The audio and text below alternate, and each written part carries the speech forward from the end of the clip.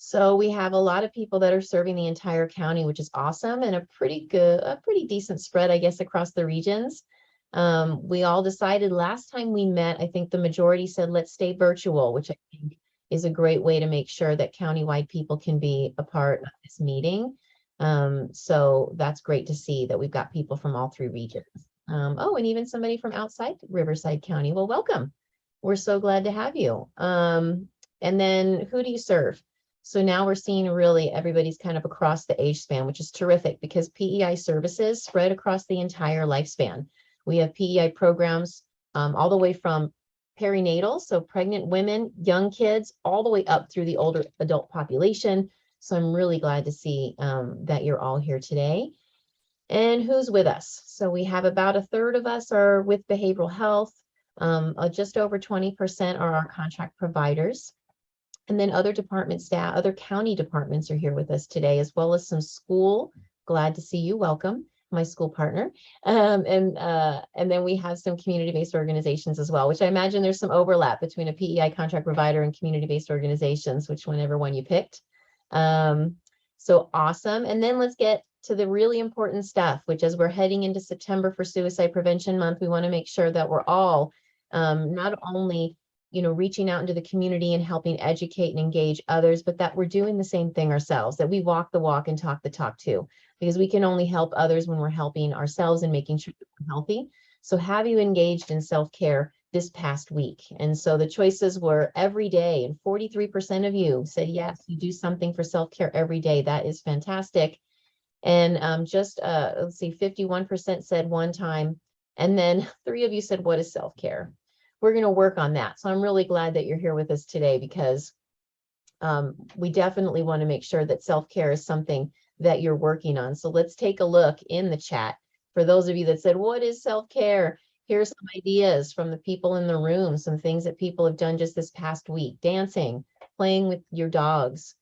I finished a book. Oh, that always feels good when you get to the end of it, right? Unless it was super good, then you might be sad because you want the book to keep going. Who's experienced that? That I have. Just expressing thankfulness, thinking about what you're thankful for. That's self-care for sure. Sleep, prayer, going to dinner with your partner. Absolutely. Reading, working out and catching up on sleep. Starting a new book. Yes, that's always exciting. Getting to bed on time. Sleep, hugely important. I'm just reading a book right now about just how important sleep really is and how it impacts us in so many ways. In terms of our not only physical wellness, but our emotional wellness. So I'm glad to hear about the sleep. Oh, Ursula went to Chicago, fun. Vacationing and trips, that's a great way to take care of self-care. Camping, making dinner. Let's see, oh, Sona says she's planning to. So good, Sona, maybe there's some ideas in this group here that can give you some thoughts about what to do this week. Putting face masks on. Nice, that's good. Skincare is self-care. Doing 5 minutes of exercise every day, reading a book uninterrupted. That is a novelty. Gardening, sound healing, time at the river. Yeah. Therapy, getting a little getaway, playing with puppies, exercise, walking. I love it. Lots of this great stuff. Getting a pedicure tomorrow. Statements of gratitude. That was a new one. That's important too, like kind of just like thankfulness. Reading with my 5-year-old. Dinner with a sister, called a friend, working out, crocheting and reading, out for a jog multiple times a week. Oh, and classic cars. Awesome. Awesome, everybody. I'm glad to see the big array of self-care activities. So for those of you that might be thinking, I don't even know how to do it or what is self-care, there you go. Some fabulous ideas. And as we're heading into Suicide Prevention Month and talking with others in our community about how to take care of themselves, please remember to do that for yourself as well and do some of these self-care things a little bit each day. It really makes a big difference. So, all right, here we go. Let's dive into our agenda. We're going to talk a little bit and take a moment to have a trauma-informed systems moment. So I would like to invite Andrea Eaton, who is my lead here in our department around trauma-informed systems. So many of you may be aware what it is, but I will let her take over. All right, are you all able to see the slide? Yeah, we see it in, Yes. yeah, there we go. Okay, sometimes it adjusts itself and sometimes it doesn't. So thank you, Diana. So trauma-informed systems, for those folks that were at our PEI Summit, that are PEI providers a few weeks ago, this will be a quick refresher. For those that are not a PEI provider and are joining us from the community at large, I'm so excited that you have an opportunity to hear a little bit about trauma-informed systems, a quick snapshot. Trauma-informed systems is something that we as a behavioral health department kind of undertook this transformation going on 3.5 years ago. So it's been something we've been working at for quite a while, but we're not quite done yet. Really looking to transform the way that we work with the folks that we serve. That's the ultimate goal, is to provide better service, better care to the consumers that we provide direct service to, or the folks that we interact with in our professional capacity. The extra goal and benefit from this, though, is to really look at the way that we interact with each other on a colleague level or on our own teams, and really shift the way that we interact with each other in our day-to-day workspace to create workplaces that are more trauma-informed, feel more grounded in understanding what trauma is, looking at equity and cultural humility as being central to the work that we do, and then looking for ways to create safety, dependable, compassionate workplaces, folks that feel empowered and that we have time to collaborate with each other, and that we're always talking about the concepts of resilience and recovery. So those are the 6 core guiding principles that you see in that outer blue circle there of trauma-informed systems. So our 2 core foundational guiding principles are understanding trauma and stress, and cultural humility and equity, because we really can't do anything if we don't have that foundation. And our other 4 core guiding principles are the other 4 bubbles that you see there. And so we take a look at these principles on a few different levels. We look at them on that individual and interpersonal level, right? That day-to-day interaction that we have with each other, with the folks that we serve in whatever capacity that looks like. And then we have to branch out from that and look at things on a community and a systems and institutions level, because we don't exist in vacuums. Systems are made up of individuals, and so they'll show signs of stress or resilience in the same way that individual people do. So we really look at it from all angles. So that's kind of a quick frame of what we do with trauma-informed systems. And Diana's question to us today about self-care is really perfect as we move into September. I know we're not there yet, that's tomorrow. Our September core guiding principle is looking at compassion and dependability. And focusing on self-care is one way to show your self-compassion. It's another way that you can help make yourself a better version of you to show up at work and be able to be dependable and engage in those relationships in a more compassionate way. So I encourage you, taking lead from that question about self-care, if you have not yet done something to care for yourself, maybe make that a focus for the month of September or the next couple of days as we start off that month. So each month we focus on a different core guiding principle. And for the month of August, I gave you a highlight for September. For the month of August, our core guiding principle is cultural humility and equity. So one of those core foundational principles. So the idea with cultural humility and equity for us this month as we close out August is that we really, again, this idea and understanding that we come from diverse social and cultural groups that may experience or do experience and react to trauma differently. So we have that individual reaction to trauma, but then we also have this cultural lens that we experience trauma through. And when we are open to understanding these differences and respond to them sensitively, we make each other feel understood and equity is advanced. So this concept of equity is really critical to the work of trauma-informed systems. So I'm going to show a graphic that you may have seen before. And if you were in our PEI Summit a few weeks ago, you have seen before. But this is a traditional kind of graphic that we've seen to talk about equality and equity, right? Because they are different concepts. Equality is the idea that everybody gets the same thing regardless of where they're starting from. And for a long time, this is what we were fighting for. But as time has gone on and we've started to see the outcomes of everybody getting the same thing regardless of their starting point, we still saw that things were not actually equal and were definitely not equitable. So we've shifted that conversation and that movement, looking more for equity, where everybody gets what they need, not the same thing. So you can see the gentleman who's tall enough to see over the fence doesn't get a box, but the little guy on the right who can't see anything gets 2 boxes to see over. So now everybody has the same view. That's wonderful. That's what we're moving towards.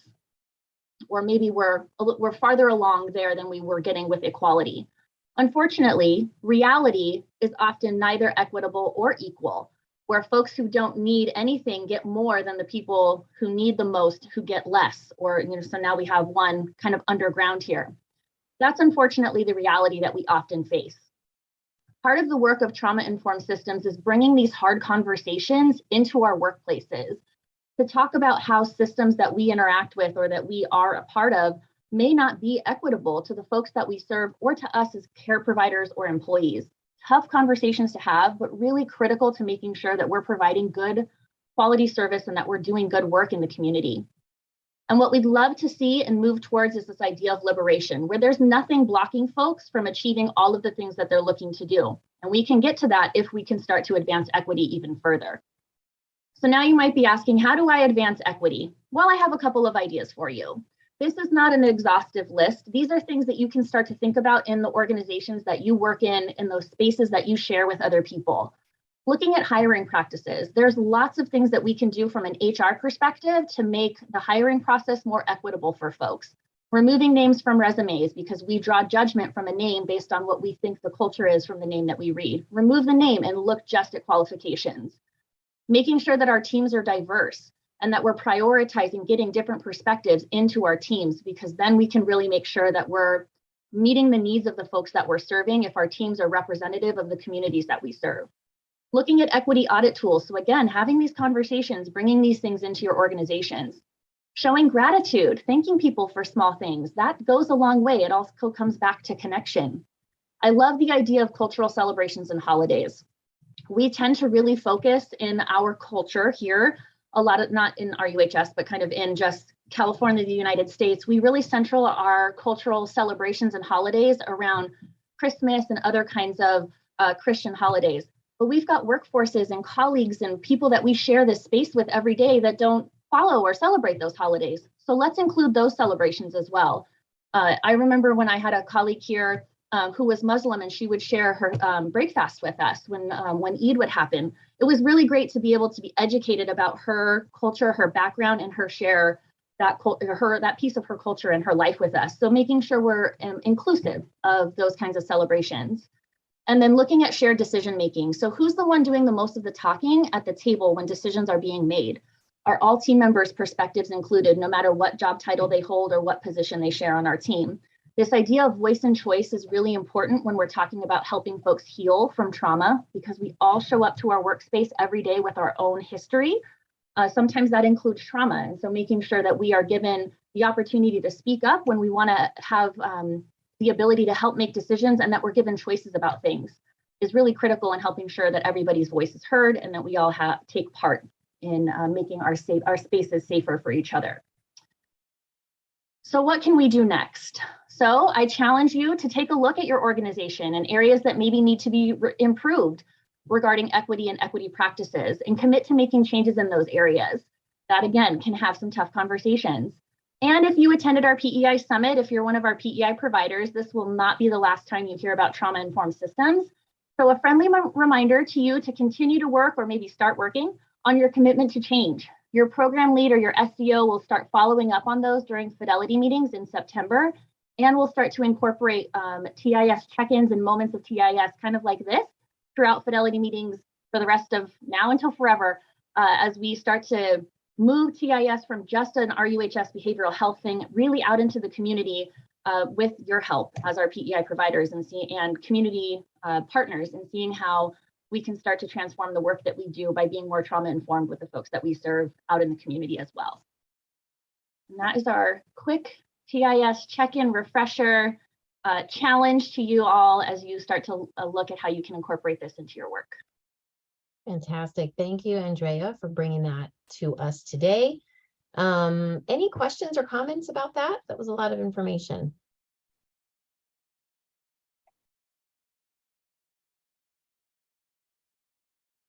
Okay, then let's move right along. And so I will keep Andrea on deck, as she is the lead SDO for our peer-to-peer or Cup of Happy program. So I'm going to let her take the opportunity to introduce that program to you all. Great, thank you again. Hello, still everyone. So I have the great privilege to get to work with our peer-to-peer program, who is one part of our transitional age youth project.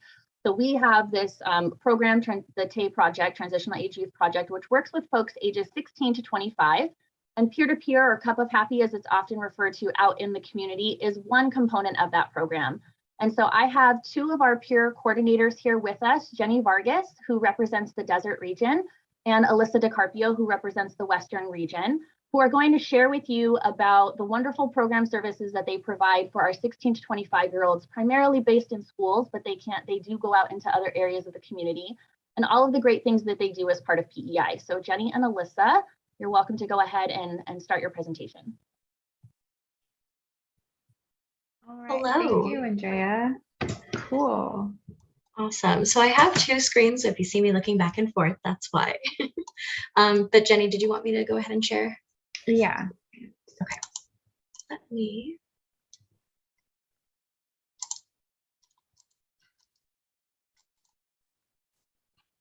And let me know when you guys can see that.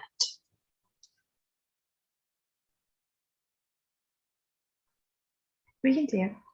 Awesome. Okay.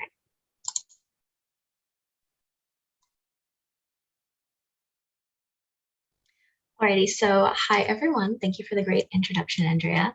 So my name is Alyssa and I'm here with Jenny, and there is actually a third coordinator who won't be here today, but he so kindly inserted some videos onto his slide so that he could participate in this presentation as well. So hopefully the audio works for that. But today we're going to be introducing peer-to-peer or Cup of Happy, these preventative mental health services that we do in the community. All right, so starting out, Cup of Happy or peer-to-peer is a no-cost prevention and early intervention program. And our focus is raising awareness about mental health issues and supporting transitional age youth, or TAY, as you might hear us call them, who are struggling with their mental health between the ages of 16 to 25. And all of our services are run by peer youth specialists who are within that age range of 16 to 25, and they all have some sort of personal experience with mental health struggles in an effort to be able to relate to the TAY population that we're serving. The peer youth specialists will go out into the community and educate TAY about mental health and mental illness. And our main goal as Cup of Happy is to reduce the stigma that surrounds these topics. So that is a majority of what we do, and we have a number of different services that fall under those categories. But first, I wanted to highlight that there are, like I said, 3 different regions. So there's my region, the Western region, and we service Moreno Valley, Riverside, Jurupa Valley, Corona, and Norco. Jenny's in the desert, and she services Coachella, Banning, North Shore, Thousand Palms, and more. Jenny, I don't know if you want to say a little bit more about the regions that you serve. Thanks, Alyssa. Yeah, so just to give a quick spiel a little bit about the desert region, all of those, are the major cities that here we have in the Coachella Valley. And, inside of the Coachella Valley, there are the cities, Palm Springs, that a lot of people tend to know because of social media and just its popularity. And, Cadero City, Rancho Mirage, all those things. And like Alyssa was saying, in those cities, sometimes it's a little bit easier to connect with some of them only because relationships have been established in the past. So, but, there's no, I want to say, limit as to, who we can go to because we cover a lot of the area, or at least we definitely do our best, to get to all those schools and other community centers. So. Yes, exactly. Thank you, Jenny. And Ronnie Washington is in our Mid-County region, which is like Hemet, Mescal Valley, Paris, Lake Elsinore, and other regions around there. So I'll bring this back up at the end if you want to write down our contact information again. But I just wanted to start out letting you guys know that the services that we're talking about are available in these 3 different regions. Like I mentioned, we have a lot of different things that we do within the scope of destigmatizing mental health. We offer 2 different support groups for TAY. One is a coping skills group that we call CAST, and the other is an LGBTQIA+ support group that follows a MIMS curriculum. We also offer a wide range of presentations. One is called Speakers Bureau. We do some general outreach as well as directing change presentations. And lastly, we offer 6 to 9 month individualized mentoring services for the TEI population. And so this is all a lot, but Jenny and I will walk you through everything today. The first thing, because it's kind of a standalone, is mentoring. So this is about 16 to 32 weeks, and you either meet with a TEI participant for about 1 to 2 hours a week. And so within that, there's a lot of variability, which is why it can go up to 32 weeks, or it can be shortened somewhere in between there. But our mentoring program really provides a social, emotional, and academic assistance to students throughout the school year. And if they are eligible, then the youth will be paired with one of our peer youth specialists, who again are very similar in age, have had similar situations in their own lives. And they will help the youth work on their own personal goals and be a support system for the youth, and constantly be there to encourage their growth and happiness through, the difficult stages of life, being a teenager and transitioning into college. The topics that are offered are often picked by the youth, but are centered around emotional well-being, academic goals, as well as maintaining healthy relationships. So each of our regions work directly with the schools and community programs that we serve to determine the best scheduling options and who would be available to be a mentor for a student. A little bit more about mentoring. The students are screened for this program to determine if they qualify. Just a reminder, we are peers, not therapists. And so if there are indicators of high levels of depression that we're not qualified to treat, we refer to other programs so that the youth can get the help that they need that we're not qualified to give them. Some of the qualifiers for the mentoring program are minimal previous counseling, lack of or a weak support system currently, any life stressors that are getting in the way of them achieving their goals, as well as some light symptoms of depression, stress, irritability, or low concentration.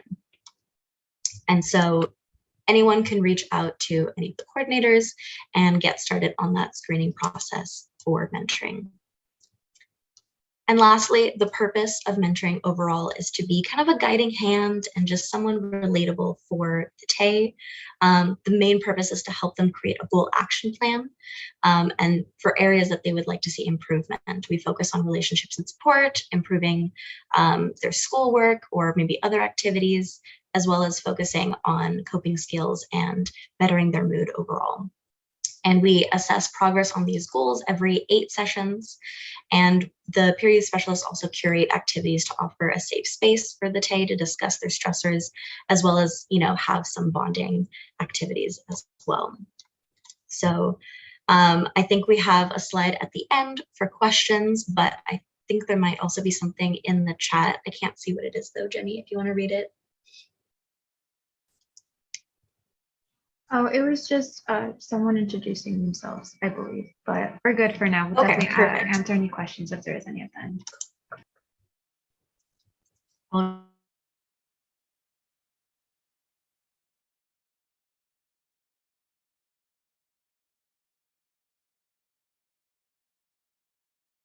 Explain Speakers Bureau if it wants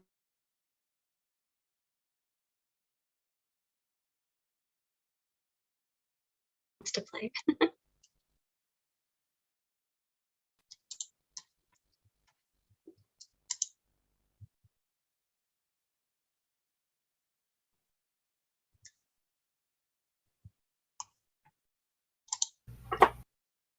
Hello, beautiful people. My name is Ronnie. I'm the program coordinator for the peer-to-peer program in Mid-County region. I will be telling you all about our Speakers Bureau service. So Speakers Bureau is probably our most vulnerable service because it empowers the peer youth specialists to really share the healed parts of their journey with the audience. And we do this so people don't feel alone in their experiences or feelings. We kind of like attach a normal everyday face to some of the taboo mental health challenges that people don't usually speak about. And we do this to break the stigma associated with seeking mental health services. These presentations are usually about an hour We have a pre and post test. We provide the kiddos with snacks. And we really just stress the point that they are not alone and that there is no shame in seeking help. We understand that sometimes there's like cultural barriers or fear of being rejected. And we just hope that by sharing our story and being vulnerable with them, that it empowers them to be courageous to seek help. Awesome. Couldn't have said it any better myself. And additionally, we have All right, beautiful an LGBTQIA+ support group, and Ronnie will also be talking about that. people. The next service I'm going to tell you all about is our LGBTQIA+ support groups. This is a group that's hosted for 10 weeks. And in this group, we really empower individuals to establish self-love and to establish pride. We really want individuals within this community to feel a part of mainstream society. It's not uncommon for LGBT individuals to feel isolated or to experience discrimination. So we really make sure that we shower individuals within this community with love and let them know that they're worthwhile and that they're a part of a community that's worthy to coexist with other communities. We also welcome allies into this group. So sometimes individuals will have parents or siblings that are LGBT and they want to better understand them. This is also a great group for individuals to learn how to be an ally. We really just stress inclusiveness and positivity. And this is one space where LGBT individuals can be themselves without hesitation or without worrying about safety.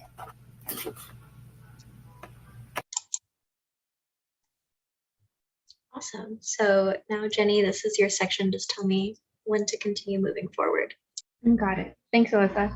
So this is our CAS support group, and CAS stands for Coping and Support Training.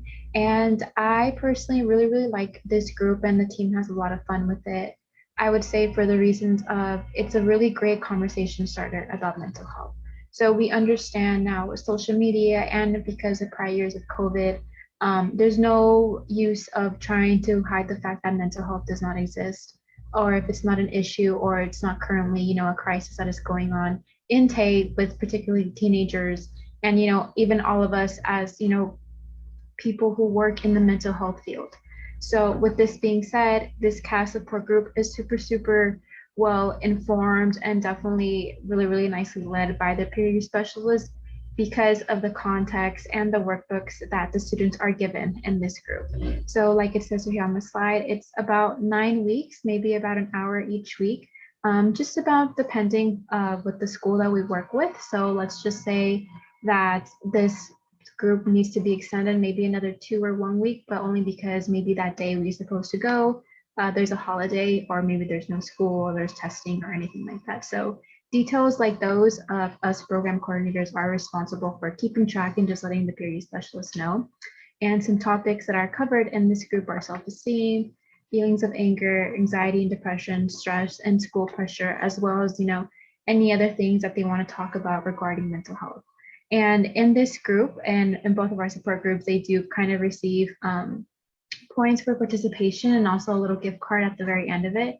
And it's a little incentive, kind of motivator to sign up for our groups and, get them in there and hopefully even sign up with one of their friends, or just kind of, wanting to be there for them and create that safe space that a lot of them need and are longing for, but maybe just don't know where to go. So, peer review specialists do a great job, and we see a lot of improvements. And I think one of the biggest takeaways from the CAS support group is just the connections that we make. We're human, we long for that good, deep conversation, that person who will just listen to us without judgment, without, telling us that what we feel is wrong or anything like that.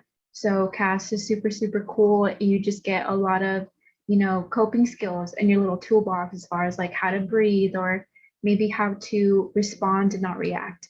Things like that really do make a difference for these teenagers, because we're just going through a lot when we're younger. There's a lot to take in at home, them personally, them trying to figure out how to come into their identity.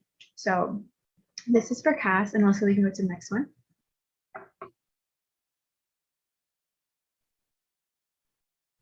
And this is some more info about the CAS support group. So we do have a screening process for CAS. So this is just really basic, simple demographic information, just so we can kind of, get them in our files. And so we can report it back to the Riverside County. And some qualifiers for this would be, if you're just interested in learning about emotional mental health, lack of or weak support system, life stressors, or any symptoms of the following, depression, stress, irritability, or low concentration.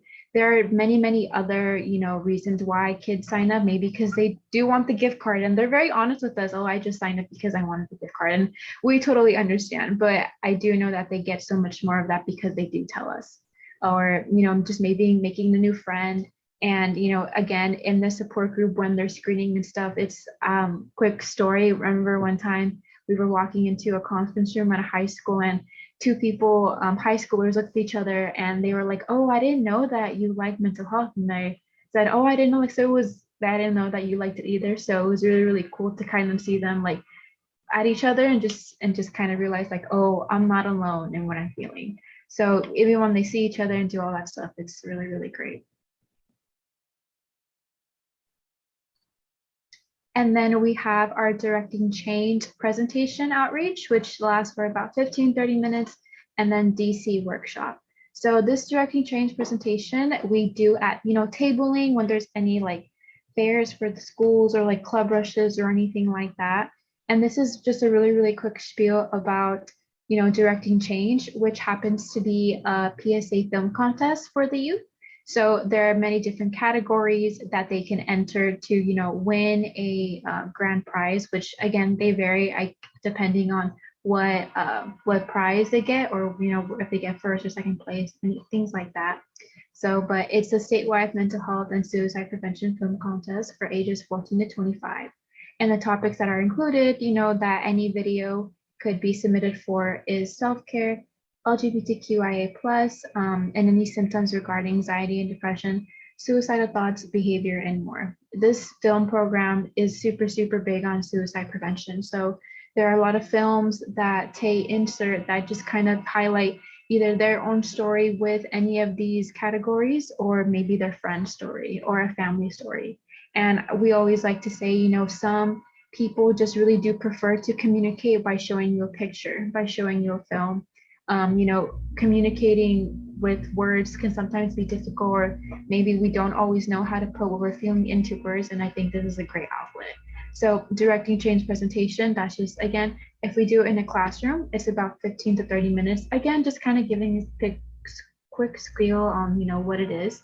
And then the Directing Change workshop, which does last longer, about maybe 45 to even depending on the school and the teacher. It also covers the stigma that surrounds mental health and how they are portrayed in society. So in this workshop, we go a little bit more in depth about how to qualify, what categories they can submit into, and what are they thinking.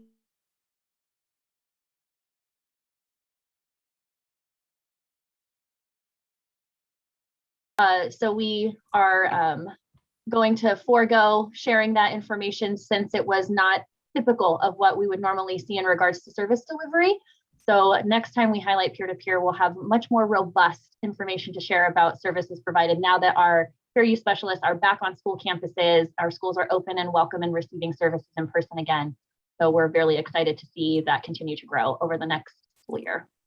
Yeah, so context on that for those of you that are not as familiar with prevention and early intervention services, we do data collection on all the programs that we offer. So we're looking at pre and post and sometimes in between data to take a look at what's working. We want to make sure that the programs we use make an impact in people's lives, and we can try to track change over the course of time.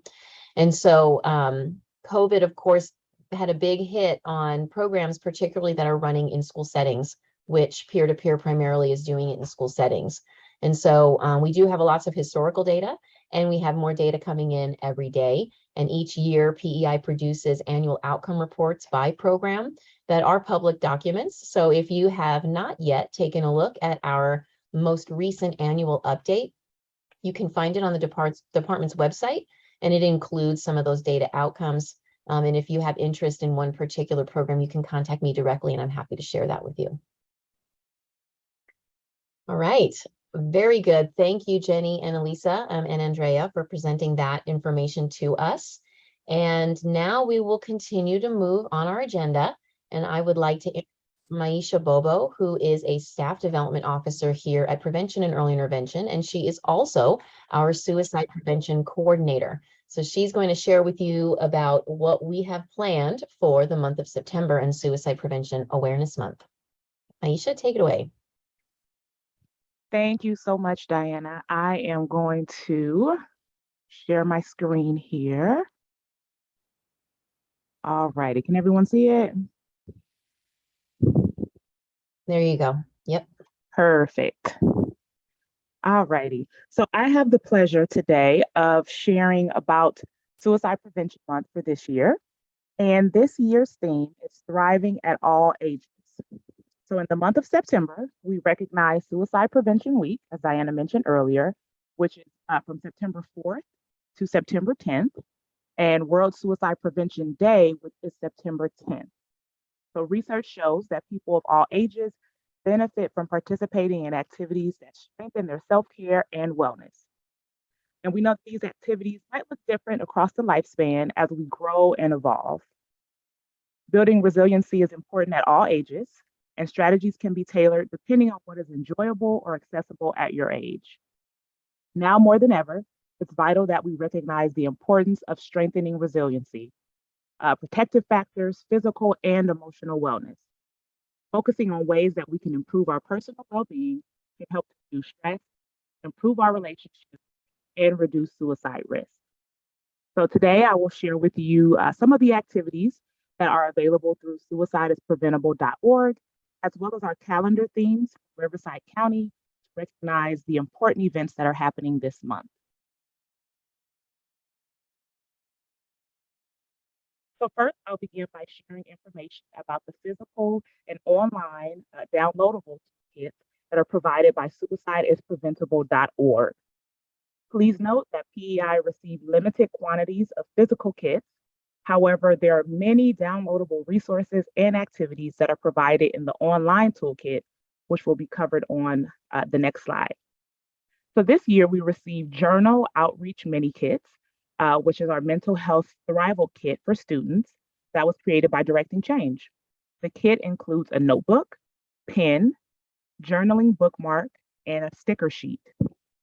For students, the notebook, it also includes writing prompts, coloring pages, mindfulness activities, and doodling space to stimulate mindfulness, reduce stress and worry, and work through thoughts and emotions that they are experiencing. The notebook also lists youth suicide warning signs and a resource list for students. For educators, there's a landing page, mental health resources that can be used to support students as well with information about submitting films, music, or artwork to the Directing Change program, which you heard Alyssa and Jenny kind of speak about earlier. We also have general outreach that are available in both English and Spanish. Both versions of the toolkit serve approximately 25 to 30 people, and they include a Know the Signs poster and display, Know the Signs bilingual pull-out pen, Know the Signs brochures, wristbands, green ribbons, Know the Signs tip cards.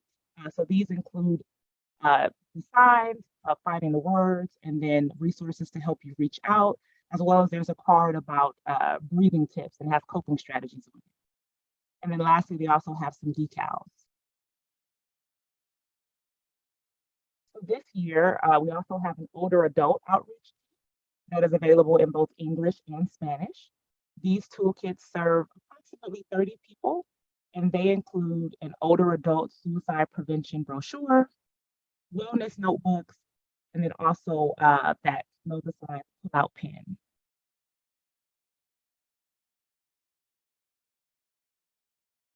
So as I mentioned earlier, there are many online resources that can be utilized, and then here's a few of them on the screen. We have an overview and activity guide that is from suicideispreventable.org. There are social media posts that are available in multiple languages. There is the Suicide Prevention Week posters that are in English and in Spanish. There are also digital banners that can be used. There's Zoom backgrounds. That's not listed here, but they also have those. Drop-in articles, daily email blasts, Know the Signs crossword puzzle, trivia game, bingo, and lots of other fun activities. And Suicide Prevention 101 slides. And then lastly, they have some safe and effective messaging guidelines to help us as we're talking about suicide prevention and awareness. So you can access these resources at the link on the slide, or you can use the QR code here to gain access.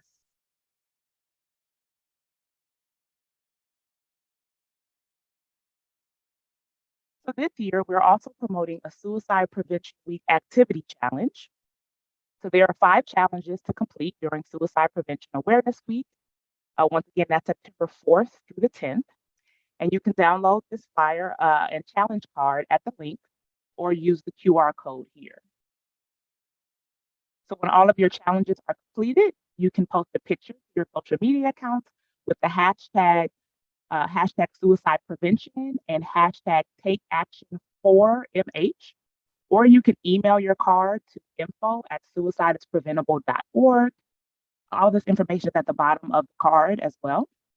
The first 25 posts or emails received before September 30th will receive either a mental health thrival kit or a mental health wellness notebook for adults.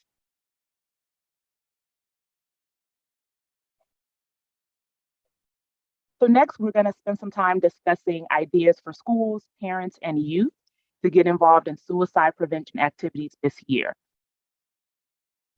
The first idea is working with youth to host a suicide prevention activity. So the Mental Health Thrival Journal, along with several games and activities that are available for download at suicidespreventable.org, can be a great resource here.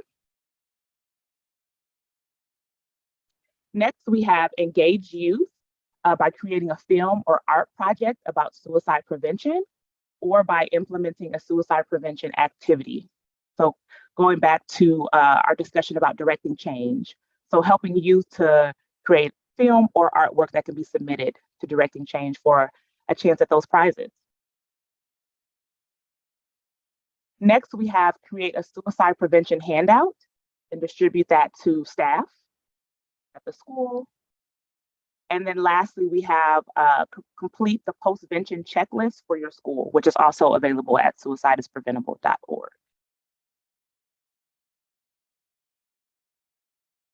So now we'll spend some time discussing ideas for engaging older adults in suicide prevention activities this year. The first is hosting a Thriving at All Ages wellness group activity. So we can guide older adults through a 60-minute class where they will explore the domains of wellness and self-care, practice mindfulness, breathing exercises, and much more. Once again, you can visit suicidespreventable.org for a free activity guide that provides step-by-step directions, a material list, discussion questions, and much more to help with planning this activity. Next, we have hosting an older adult suicide prevention 101. So this presentation includes an overview of warning signs of suicide, how to help someone who may be thinking about suicide, and resources for the general population as well as older adults. So suicidespreventable.org provides a PowerPoint template, slides, and talking points to assist.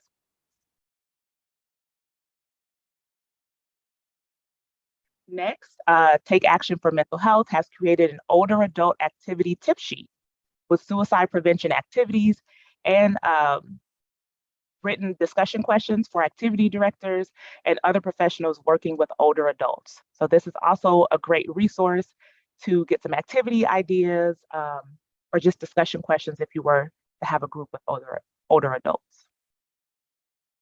And then lastly, we invite you to share and post articles about strengthening resiliency. So age is just a number, and Thriving at All Ages are brief articles recognizing the importance of strengthening resiliency, protective factors, and physical and emotional wellness throughout the lifespan, and at different life stages. These articles can be used in emails, posted on blogs, or shared in meetings.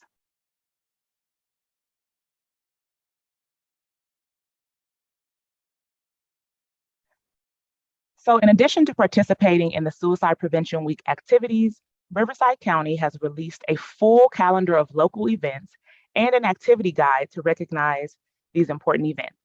You can download them at the link listed here. Each theme or each week will have a different focus. So for week 1, we have physical wellness, week 2, emotional, week 3, mental wellness, week 4 is social, and week 5's theme will be spiritual wellness. And so here on the right, you can see kind of a snapshot of what the activity calendar looks like and the activity guide. So the last thing I wanted to do was highlight some of our presentations and trainings that are offered during Suicide Prevention Month. So tomorrow, September 1st, from 10:30 to 11:30 a.m., please join us for a Stand Against Stigma presentation. Be inspired by hearing others share their experience, strength, and hope with mental illness. ASL and Spanish interpreting will be provided.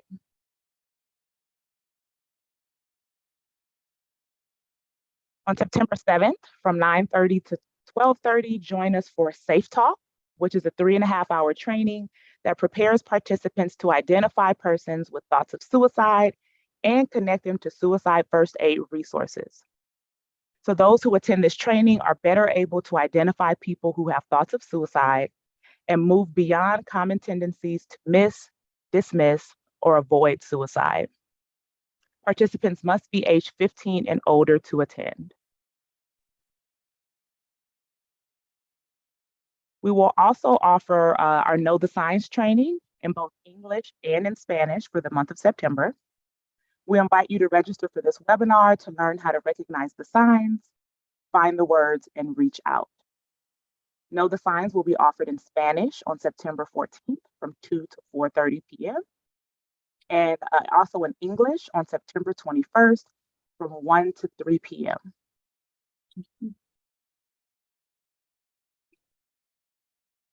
So next, we have a special presentation from the American Foundation for Suicide Prevention on the importance of peer support for suicide loss. And this will occur on September 15th from 6 to 7:30 p.m. This presentation is only open to suicide loss survivors, as we are aware that talking to someone else who has lost a loved one to suicide and who knows what it feels like and is further along in recovery from their loss can be tremendously helpful. So we invite those who are loss survivors to come and join us for that event.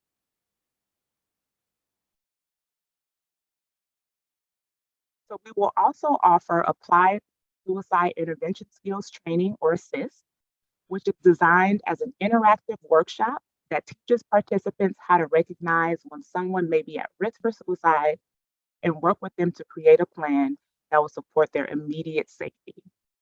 Participants must be age 16 or older to attend. And this 2-day training is available in English on September 20th and 21st from 8:30 a.m. to 4:30 p.m.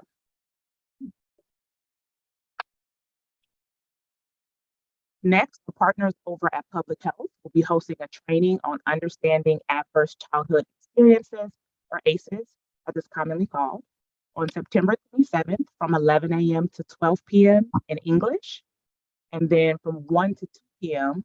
on that same day, September 27th, in Spanish. During the training, you will learn more about the ACEs study, why ACEs are important, the impact of toxic stress on the brain, protective factors, and coping skills to build resilience.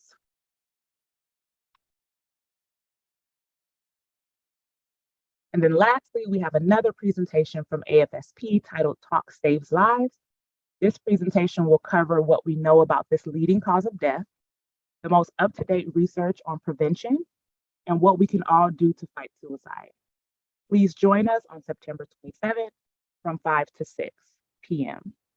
Interpretation in other languages will be available upon request. As you can see, there's lots going on the 27th, So we hope that you can join us for one of these. So thank you all for your time and attention. Once again, you can find our full calendar and activity guide for Suicide Prevention Month at uptoriverside.org, or you can scan the QR code on the screen. For more information or questions, please email us at pei@ruhealth.org. I also can take any questions that you might have at this time. One thing I'll want to add, Maisha, is that that website link that you see there, it currently, right at this moment, has last year's calendars. So our website developers are working on getting the updated information. I'm hopeful they'll be there tomorrow for September 1st, but they'll definitely be there by the end of this week. So just a heads up on that. Yes, thank you. So questions or any thoughts, or maybe anyone who wants to share what they're doing that we maybe haven't already shared, or anybody going to use the toolkit? Anybody have a plan to do some activities this month of September through your organization or with those that you work with?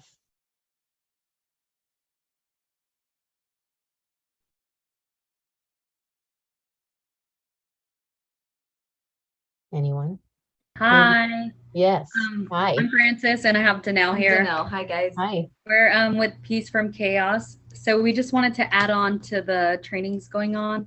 I know we're in Blythe, we're far away from everybody, but Jen Carson is coming out to Blythe on September 9th to do Know the Signs training for us. And that'll be from 3:30 to 4:30 in English, and then from 6 to 7 in Spanish here in Blythe. And we could share that information too if anyone's interested on coming out here for that.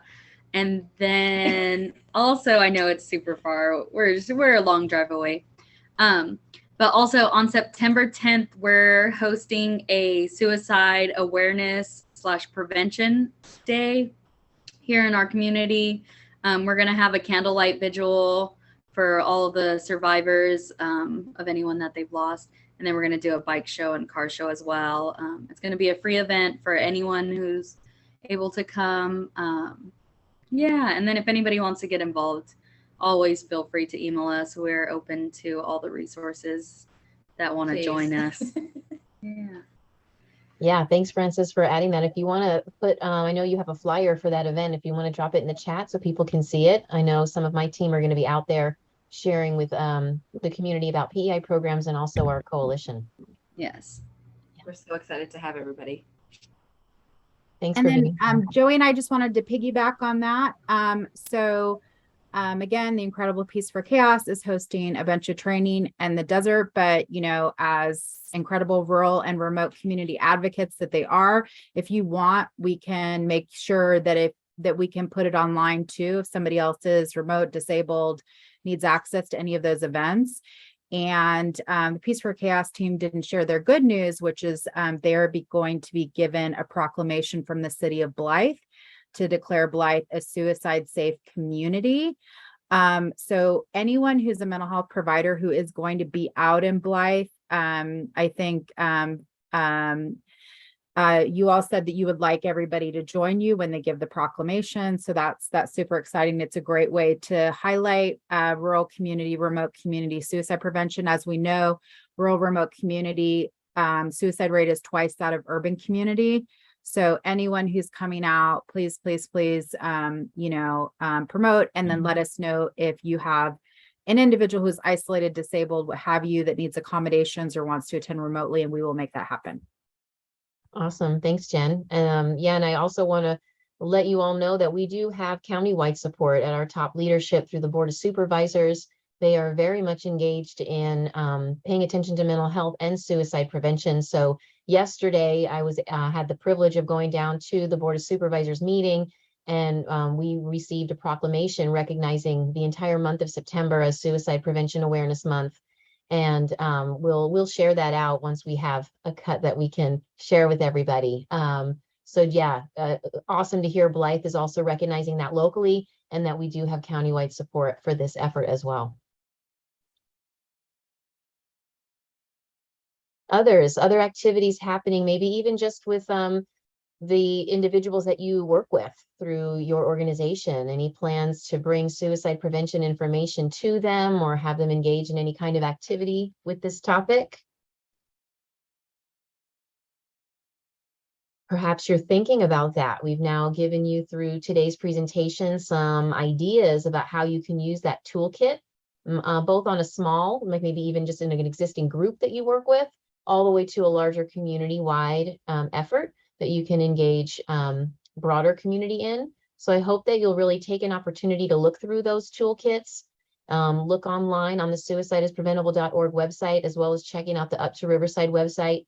And how can you bring suicide prevention information into your sphere? And we always, we're all here, many of us are here as professionals in a work capacity. And so of course we want you to do that there, but we also encourage you to do this in your personal life as well, because we know suicide impacts everybody. And so, as I said earlier this morning, we want to walk the walk and talk the talk. So not only do we want to bring this information to those who we're in a professional capacity with, but we also want to do it with those in our personal lives as well. So at minimum, you can share out on social media anything that is shared or send along emails. Those of you who are on my email list, and have been in the past, you know that we tend to send out emails throughout the year, but particularly in September, and then of course May for May's Mental Health Month. So this month will be no different. You will start to receive weekly emails from me or my team that will highlight suicide prevention activities happening each week. Feel free to share those emails with others to your own contact lists in your personal or professional life.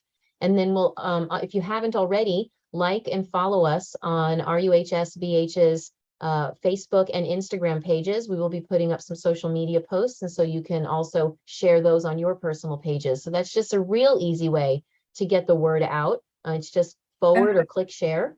So we encourage you to do that. Miss Diana, hi, this Yeah. is Estee from Hi, APCC. How are you? Hello, everyone. We are planning to do several activities in the month of September for suicide prevention, but I'd like to share with you that we are having that we're presenting lived experience, share personal insights on suicide awareness and prevention and treatment. The facilitator is going to be our cultural competent liaison, Dr. Navarro. And one of the panelists is Kathy Cho, who lost her son due to suicide, and she's going to be one of the panelists. And I'm trying to put our flyer into chat, but I'm having a little trouble. It's saying that because of security reason that it's blocked. Okay. Yeah. So you can forward that to me, yes. And or Miriam Resendez on this call, and we'll forward it out to the group. Oh, that'd be wonderful. And also we have another event that's taking place in September, is that for September 10th is a worldwide suicide campaign. So light a candle. So if you light a candle by the window, take a picture. And if you submit to the link that's providing the flyer, randomly, one person will be chosen. It's a raffle to receive $100 gift card. So if you could help us, everybody can participate, and I hope that it's not just for Riverside County, that we're hoping it's going to be the nationwide event. So if you could help us and see, like, maybe, who knows, maybe someone from Alaska would be able to send us the picture. So that's what we're hoping. So if you could help us to promote this event, that would be wonderful. And I'll send that flyer to Miss Diana. Thank you. Terrific. Thanks, Estee. Anyone else want to share about their ideas or plans for Suicide Prevention Month?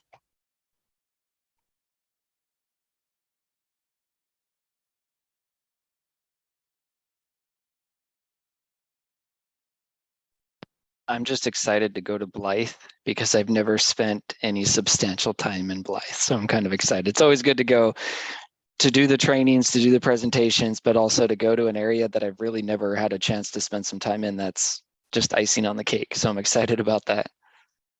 Awesome. We got a grant. We got a grant. We're excited. And we're excited to see you here and meet you in person also. And I'll share kind of related. AFSP has an Inland Empires chapter that's in our desert area. If you are not familiar with them, they every year host one of the AFSP trademark walks, which is Out of Darkness, that is focused on suicide loss survivors gathering and doing a short walk with information and resources. This year, that event is on November 12th, so it's a little outside Suicide Prevention Month. But as you all know, it is very hot in the desert. So they do it at a time when people can withstand the heat.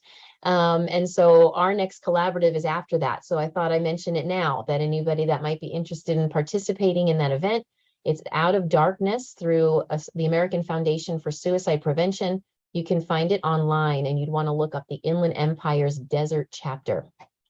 And it's in Palm Desert is where the walk is. So check it out. Our Suicide Prevention Coalition will be there with a table to give some information about the coalition and give out some supports as well. Yes, I think we're going to be there. I actually just seen it yesterday online. I heard about it. So we're going to present it today at our meeting and see how we can get out there and participate. Awesome. Yeah, I think they haven't officially sent out the flyers yet, so that more will be coming, and I'll make sure whatever I get, I share with this group. Awesome.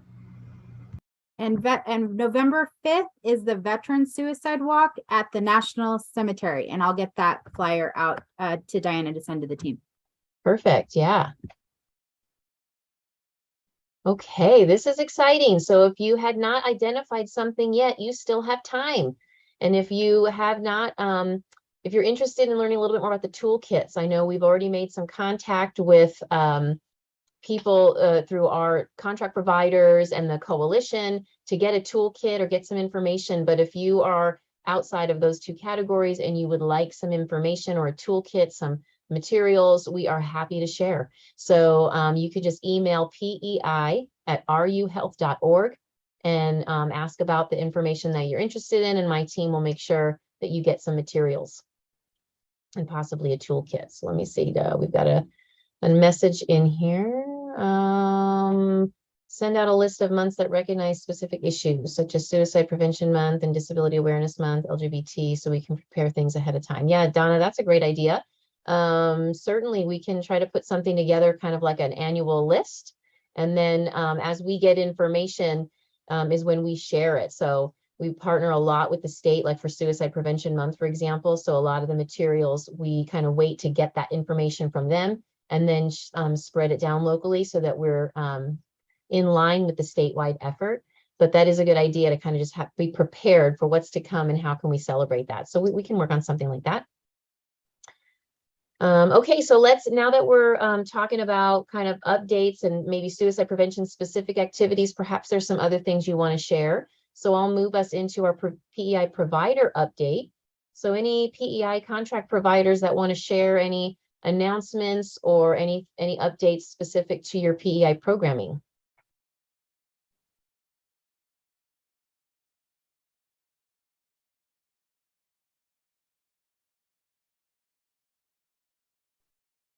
Hi, my name is Katie.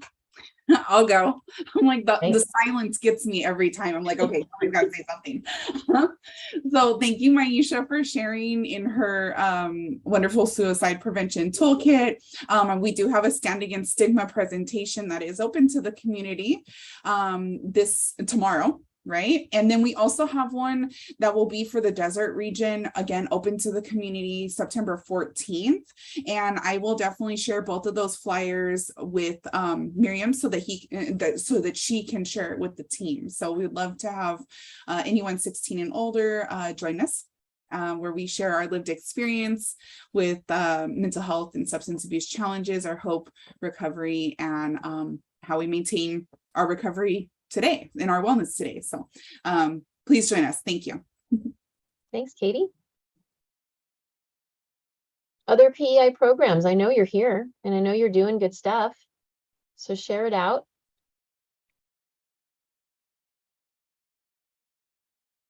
I just want to shout out to Sandy over for supporting us, our team. And I know she has so many things going on, but she was able to put together the toolkit for us. So we were able to pick it up, and we were able to give it out yesterday when we had an event at CNUSD. So thank you so much, Sandy, for all your support. Yes, the amazing Sandy. She is in charge of all the swag and getting that out. Her and Miriam together getting everybody what they need. So whatever you need, email us at pei@ruhealth.org. Anyone else? How about I open it up to general community? Who else is in the room? What would you like to share and let everybody know is coming up?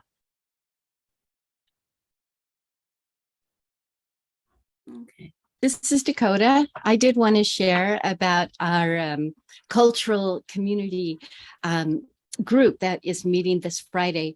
In the presentation, we heard about equity and culture. And so we have 10 of these subcommittees, and mine is people with disabilities. So what we're doing is trying to make the mental health services more accessible, more friendly, more transparent to certain populations. And the population that I'm advocating for is people with disabilities. So we have an open meeting coming this Friday afternoon at 1. And I threw the flyer into the chat. And you know what? I will put my email into the chat too if you want to get any more information. But it's our very first meeting, and we are looking for members. And so if you have or you identify as a person with a disability like I do, and if you are a caretaker of somebody and you would like to do some advocacy work in creating, advancing equity, then be sure and contact me. Thank you. Thanks, Dakota. Linda. Hi there, everybody. I just wanted to let everybody know that right after September comes October, which is Bullying Prevention Month. So we have a lot of activities and resources on rmccharity.org. And then we are following that up with our all-day conference that'll be in person on November 18th. It'll be at the Riverside County Office of Education Conference Center. So I'll be sending out some more information about that and hope to see you there. Thank you. Thanks, Linda. Other announcements or updates? Denise. Yeah, hi. As you know, I'm new here. I actually am opening up a program in Menifee. We really don't have any services out there. And so it's needed. So what I just want to introduce myself and let you guys know if you ever need collaboration. I put my information in the chat, but I'm from San Diego, and I was down there for 24 years. So now I'm up here and it's a whole different shebang. So I'm just trying to let people know that I'm here. I really want to work together with people. However, like I said, I'm opening up a women's program for women and children, outpatient day program, and some other things, including recovery coaching, peer support specialist. And we also I just received an intern, and he works with veterans. So I just wanted to let you know I'm here and hope to meet you guys as we move along here. Awesome. Thanks. Thank you. Glad to have you here. Thank you. Other announcements?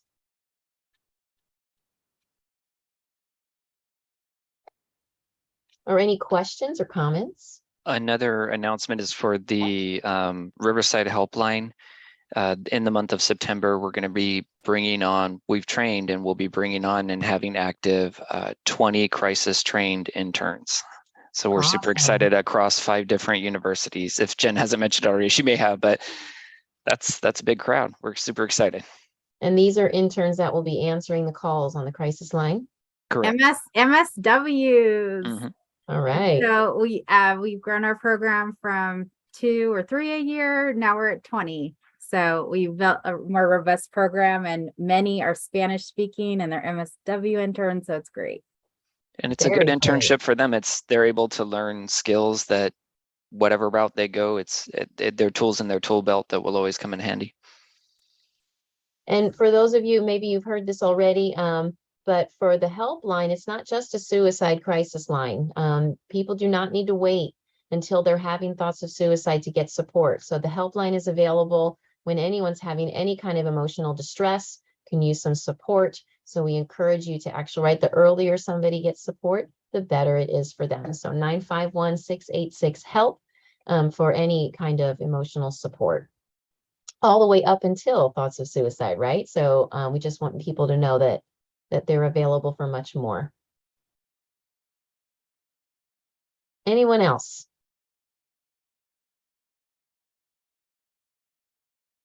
All right. Well, I know that we've got a lot going on. You guys have a lot going on, and I want you to spend, we're going to end our meeting a little bit early today, which is awesome because it gives all of you not only a little bit of time back to your day, but perhaps these minutes that you can actually focus in and think about Suicide Prevention Month. So now that you've been exposed to the toolkits and activities, if you hadn't already thought of an activity for September, I would encourage you to use these next 20 to 30 minutes to do exactly that. And think about how you'll recognize it in your own personal life, how you might recognize it in your professional life, and spread the word so that we have a suicide safer county and community for us all to be in.